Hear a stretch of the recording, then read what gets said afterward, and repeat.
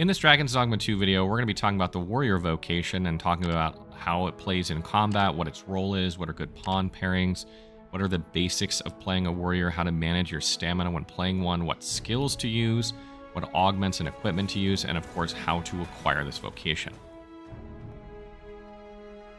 So you can acquire this vocation in Vernworth rather early on in the game. This is maybe 5 to 10 hours in the game, depending on how fast you go, by going to the Vocation Guild and triggering the Vocation Frustration quest, and then finding a greatsword and giving it to the Vocation Guild guy there. That will allow you to unlock this vocation.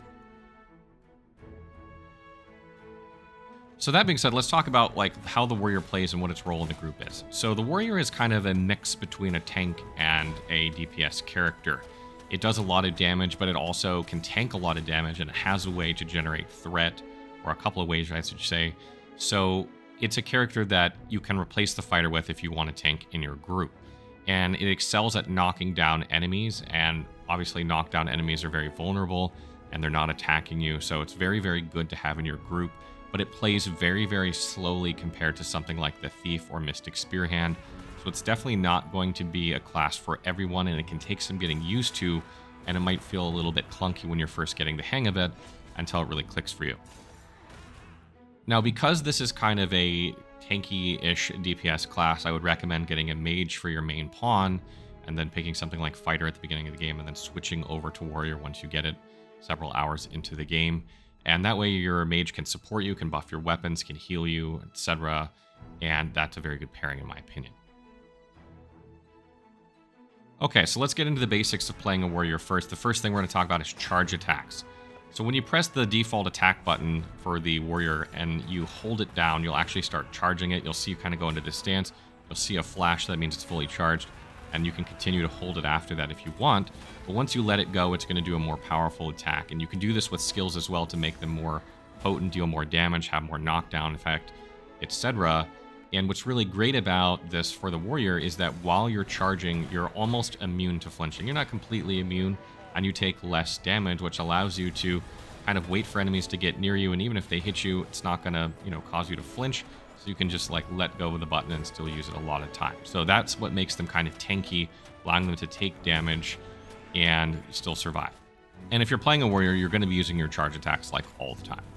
So the next thing warriors have is the barge ability, and barge allows them to use R1. I've mapped it to L1 in my game because I just like it better on L1, but barge using R1 allows them to kind of shoulder thrust forward and cause enemies to flinch. And this is really great to use very quickly when an enemy gets close to you and they're going to attack, to prevent yourself from taking damage and allow you to get a follow-up attack off. So you should definitely get in the habit of using this when you need to interrupt an enemy, or maybe when you need to close the distance to an enemy in order to get an attack off.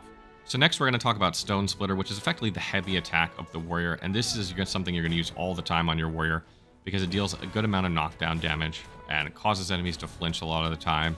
And if an enemy is off balance or they're down already, it does incredible damage to them. You'll see a special animation that plays out when this happens that just absolutely devastates enemies. And one thing that's really good about this as well, if you do a running jump attack with this, you go really, really far. And again, if you hit an off-balance enemy or down enemy while you're doing that jump attack, it will do that special animation as well, dealing incredible damage. So I highly recommend using the jump attack with this as well. Another thing that warriors will get later on is something called Chain of Blows. This is a passive feature that allows them to use their default attack faster if they time the next swing perfectly at the very end of the first swing. It's not something I was able to really master in the time that I was playing this class, but if you're playing a warrior, it's something you want to get used to so that you can attack more quickly and don't have this slow of attacks on your warrior. And another great feature you will eventually get on your warrior is Repulse, which allows you to do a charged attack on an enemy, and if you connect with them right as they're connecting with you with their attack, you'll actually parry their attack and knock them off balance. So you can sit there and hold your charged attack, wait for the enemy that you're tanking to come into you, use this, prevent the damage you would take, and then knock them off balance at the same time. So it's win-win. And learning to do that timing is a big part of playing the warrior. It's easier said than done, but once you master that, you're going to be fantastic at this vocation. So the next thing we're going to talk about is the importance of stamina and how to manage it on your warrior. In my opinion, warriors have an easier time managing their stamina than fighters. If you're someone who finds that you're playing fighter as your tank and you're really struggling with being guard broken or being vulnerable often because you're, blocking and you're not managing your stamina well, I would argue that maybe you should try warrior because the stamina management on it is much easier in my opinion. For starters, I usually mention that classes shouldn't sprint around in combat because it drains your stamina rapidly when you're sprinting, but warriors kind of need to sprint around in combat a lot because they're slow with their attacks. They need to be in the proper position at the right moment to get their charged attacks off. So they will be sprinting around in combat, and a lot of their stamina will simply be used on sprinting. Additionally, you can use the default attack button and hold it to charge it to get a charged attack if you want to stay in that charged state and still be able to not be interrupted and take less damage when near enemies without having to expend any stamina. Also, make sure that you're managing the equip load on your character. The lighter they are, the more stamina regen they're going to have, the less stamina they're going to consume. So make sure that you're managing your equip weight on your character and they're not heavy. Try and get them down to light if you can. Put stuff in your bank or pawn it off on your pawns, pardon the pun, if you need to, but make sure that they're not too heavy. And also, I highly recommend making your warrior a large character if you're going to play as a warrior in the game, because large characters are less likely to be knocked down, and since you're going to be in the thick of combat, you never want to be knocked down if possible. Making a large character will help prevent that happening to you. And then lastly, if you really need stamina in combat, which you shouldn't need with this class, but you can use consumables from your inventory to regenerate stamina. So let's talk about the skills a little bit for the warrior and the ones that I like to use. The first one that you'll have is Raising Sweep. You'll have this one early on. This is the upgraded version, so you'll have the unupgraded version. And what this does is it allows you to basically spin in a circle and hit enemies in a large AoE if you charge this up. And what it's really good at, in my opinion, is hitting large groups, but also knocking them backward a long distance. And it works really well in close quarters, believe it or not, or where enemies are near cliffs. Because if you send them flying into things, they take even more damage when they land into objects. So it's just good overall. As long as enemies are flying backward, hitting into things, you're dealing even more damage. And this is kind of like your AoE skill. The next skill that I really love, and one that every warrior should probably have, is Heavenward Sunder. This is the upgraded version of this skill. What this does is an upward attack, and when you charge it, you sort of jump into the air and spin and hit enemies for very high knockdown damage. And if you hit them in the head, a lot of times you can knock them off balance, allowing you to then follow up with attacks that can knock them down, and then go in and use Stone Splitter on their head for incredible damage. So you definitely want to get in the habit of using this one on big, tall enemies, and you can just sit there and charge it and wait for the right moment to use it if you're near them. And your strategy should be getting up to them, sprint over to them, start using Heavenward Sunder when you're near them, maybe tank through a hit while you're charging, and then let go of this into their face, or let go of it while they're swinging at you so you parry it and then knock them off balance.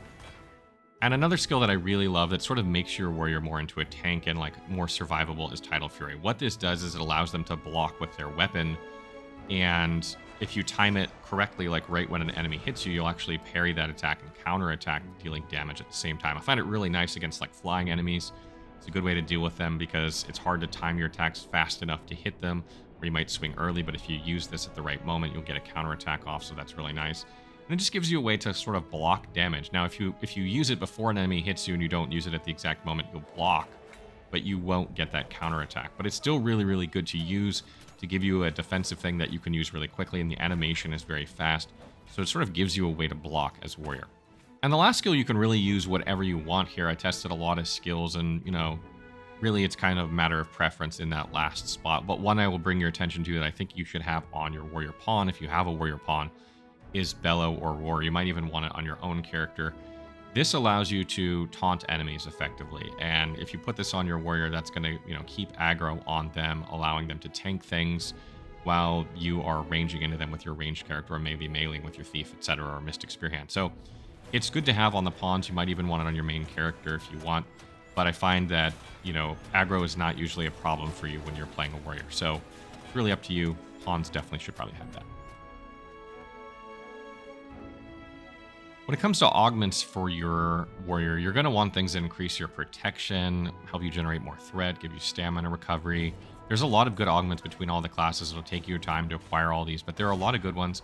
Mainly, you're focused on reducing damage, increasing your stamina or stamina recovery. Those are really the things, and maybe threat. Otherwise, it's not super important. Anything that adds to knockdown, of course, if there is an augment for that, would be good as well. Now, when it comes to equipment, obviously you're going to want to use the most protective armor you can so that you take as little damage as possible. But when it comes to rings, I actually like 2 rings. I have one that increases the amount of flinch and stagger and knockdown damage that you do to enemies, because that's kind of what you're doing when you're playing a warrior. You're really trying to flinch and knock down enemies, but also reduces the amount of flinch and knockdown that you take. So it's harder for you to flinch and be knocked down. Since you are going to be trading hits a lot of the time or having to swing through a lot of hits, I find these to be really, really good combo. Highly recommend them on your warrior. So that kind of wraps up our video on the warrior. Hope this gave you some insight on how to play the warrior class. This is not a proper endgame guide or anything like that, but it's just kind of helping you learn the basics of the warrior so you kind of understand how to play one before you've completely mastered it. And as always, if you have other tips that I forgot to mention, please leave them in the comments. And if you have questions, leave them there as well, and I will try and answer them as soon as I can.